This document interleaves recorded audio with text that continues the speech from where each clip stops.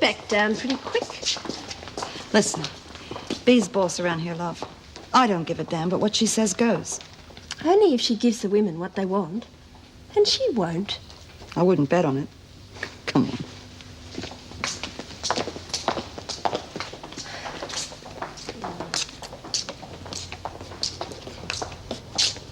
Well, we're making this into a real home away from home, aren't we? You're my favourite girl, you know that? You're only one, eh? Huh? Okay. What would I do without you, Jude? Oh, hair's looking so scruffy. Don't know what I'm going to do about it in here, though. Yeah, well, all I want to know is what are the chances of getting outside visits if we get this plague grip off the ground? What odds would you like? What are you offering? Now, what about a cigarette? Well, thanks very much. Look, B, you've been inside long enough to know that I can't offer you anything. And I thought you could move mountains. What I'm proposing is an opportunity to get away from television and boredom with the possibility of outside visits. You're hedging your bets again. What you get out of it is entirely up to you and the women. Okay. You get your jailbird mate back here and we'll have a chat. Is that all you want? I thought you drove a hard bargain. I still do. You say perhaps, sometimes, maybe. If we're very good little girls, we might get outside some night to show ourselves off, right? Perhaps, sometime, maybe. And yet we still have to go to the dunny with some screw, opening and closing the gates a mile a minute. You need a red stamp from the department for that too? I'll see what I can do. Well, if that's all you wanted, why didn't you say so in the first place?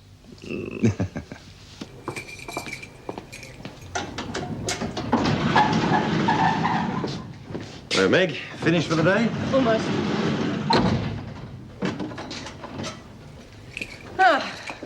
I've locked and unlocked so many gates. I think I could have broken the Guinness Book of Records.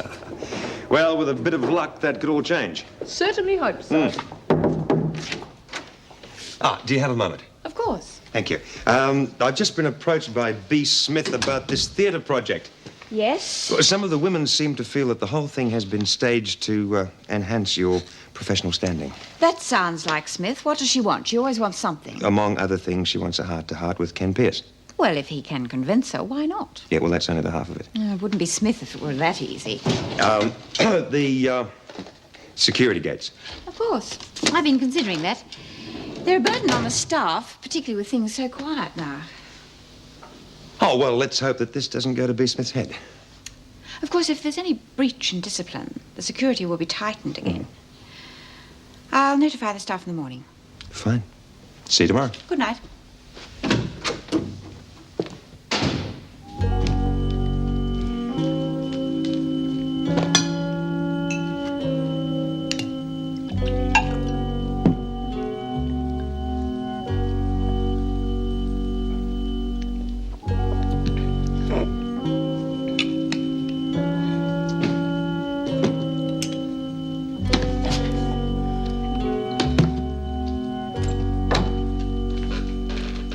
Yours. Where are you going? Home. Won't you join me in a drink? No, thanks. What do you mean, home? To the clink, love. Mind you, they're taking their time. Who? The cops, they should have been here hours ago. Oh, that'll be them now. You took your time. Excuse me, the door was open. We've been looking for you, Elizabeth Josephine Birdsworth. That's me. Let's go. We'd like to ask a few questions. Oh, waste of time. Guilty as sin. Now, wait a minute, Lizzie. You got rights. That's her. We've received a report. I took 'em all. It was me. Frigo, handbag, silver cigarette lighter, silver We'll clear this bell. matter up as soon as we can. The station's had dealings with Mrs. Birdsworth before.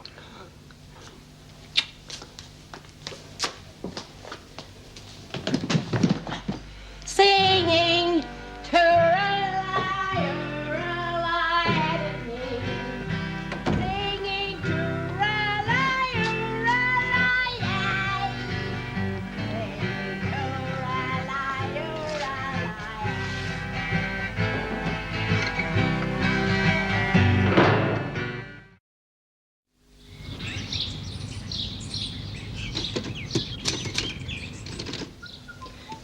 Mr. Reed won't be long. Won't you take a seat? Oh, top secret, eh? Good morning. Good morning, Mrs. Davidson. Paul Reed phoned me last night. Of course. Thank you for your time. Don't mention it. I just hope the results are worth it. So do I. You would know the pitfalls better than I. One moment, please. It's Sergeant Bates, Mrs. Davidson. Excuse me. Erica Davidson? I see. Where is Birdsworth now? No, it's not inconvenient. I'll be there as soon as I can. When Mr. Fletcher comes in, would you advise him the new arrangements about security gates? Yes, Mrs. Davidson. Excuse me, I'm sure Mr. Reed will not be too long. Thank you.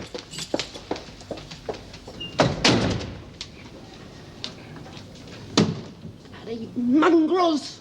Tea's made. I want something stronger than that. You've swilled a bloody lot. Oh, for God's sake, Lizzie, there was about a quarter of an inch in the bottom. I tipped it down the sink. Bloody bum bugger. Rotten stinking mongrels. Sorry, love, you're not used to them sort of words, are you? Old Fletch always made out he was such a gent. I've had enough of you. I'm sorry for what's happened and that we couldn't get on. But I'm sick to death of your insinuations about Jim. Let you call him Jim, does he?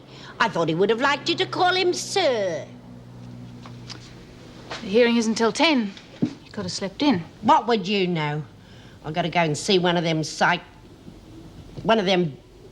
head shrinkers before I front up. Well, you could get off. Yeah, that's what you think. They're trying to make out I'm a proper nutcase now. Never been any loonies in my family. Lizzie, let me come with you. For moral support, at least. You've done enough damage. You could have backed up my story last night and I would have been back inside by now. I couldn't have, and you know it. If you've made your mind up, I'm not going to stop you going back. I'm sorry that's the way you feel. Oh, we've never seen eye to eye, have we? That's the first sensible thing you've ever said since you got in here. I reckon I'll wait outside for them loony doctors. Bye, Lizzie. Good luck. Yeah. And you look after yourself, too. Them married men. I've seen it all before. Lead you up the garden path. I suppose he told you that he loves you, did he? No, Lizzie. It isn't like that. Well, at least he had the guts, to be honest. See ya.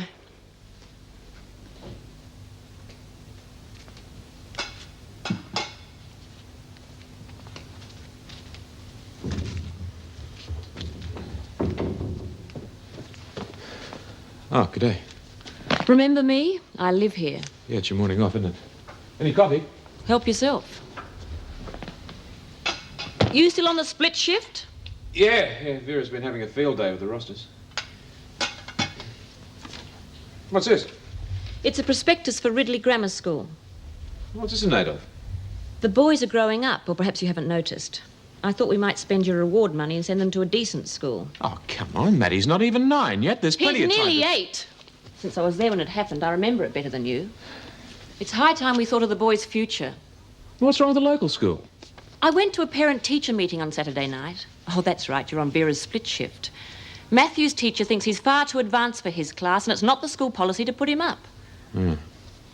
Look, can we talk about this later? I really do have to. It might be a nice idea if you could arrange your rosters to be home before the kids go to bed. I told you. How does 6 tonight sound? That's fine, it's fine. They don't understand, Jim. I know you have a roster, but I can't explain it to them. Oh, they charge like wounded bulls. But I want the kids to have the best. I'll see you tonight, all right? We've got a date at 6, okay? Yeah, all right. Don't I get a goodbye kiss? Daddy was right, wasn't he? What are you talking about? That we'd both go our separate ways in the end. But kids always complicate things. See you at 6, all right?